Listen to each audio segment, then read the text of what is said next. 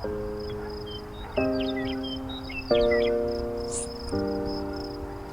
everyone, it's Nico, and I've got a cute and cozy little indie game here called Stars in the Trash, which is unfortunately only available on Steam. And since it's a fun one, I hope they bring it to consoles in the near future so more players can access it. This little game is designed to play like an animated Disney movie from my childhood, so that aspect of it really resonated with me. And the story is told in a really unique way because there is no voice dialogue, there's no text at all in the game other than the credits. Seriously, it's all told through its imagery and its music and sounds, and it comes together really nicely. It manages to truly convey the emotions that the characters are feeling as you play through this. Now, it's a very brief and short journey. They do advertise this as a game that you can play through in about 2 hours or so. And for me personally, I was able to finish it in exactly an hour, like it was 60 minutes on the nose.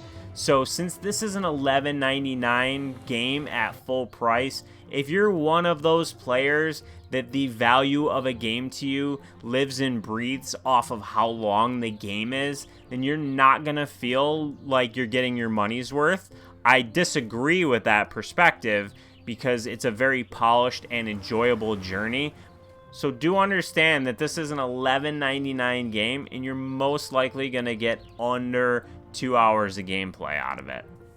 Now, we play as our little cat here, and what's really fun about this game is the little side things you can do. And as someone that has a cat, that was oddly cathartic for me. Like, to do all these little things that cats do, but that I see my cat do all the time.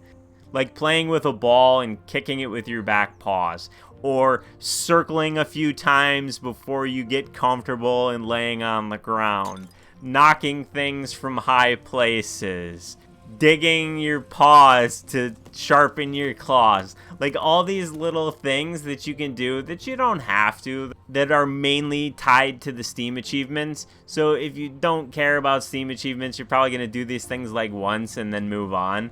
But I enjoyed these little things that they have in here. And as you play through this, you're going to encounter a few different gameplay styles. It is mainly an adventure platformer, but there is elements of combat, only a little, because it is a cozy game, but there is some combat, and then there's also a little bit of puzzle solving. So over the course of my 60-minute playthrough, there was enough variety here where I was interested from start to finish. And truly, the game is so short that I can't think of anything that I had to play through in here that I was like, oh, this feels like filler, or this isn't fun. It was interesting and fun throughout the duration of the 60 minutes that I played it. And hopefully I'm doing a good job of showing that variation in the gameplay here. But since this is one of those games, truly, where it's best to experience it for yourself, because a lot of the fun and the charm is figuring these things out for yourself.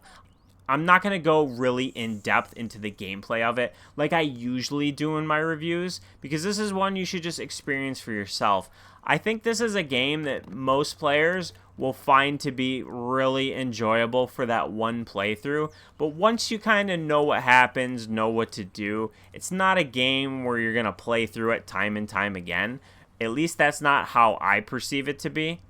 By far the best part of this game is just how well they drew the graphics for it and how that ties in with the audio, and that's both the sound effects and the music. It's incredible how a game that lacks any dialogue or any text can truly make you feel certain emotions throughout the journey, and I think that's the best part of the game. If you enjoy cozy and cute games where you can just relax and there's really no pressure or stresses, this game is an absolute blast, and I highly recommend it. I think what they set out to do in matching that magic of animated movies, they absolutely nailed it with this. It's one of those games that I can wholeheartedly recommend. Just understand the price point is high for a game that's only an hour or two long because of the polish and the quality of the music and the graphics. So you're paying more for that element of it, and it's still totally worth the price of admission, in my opinion.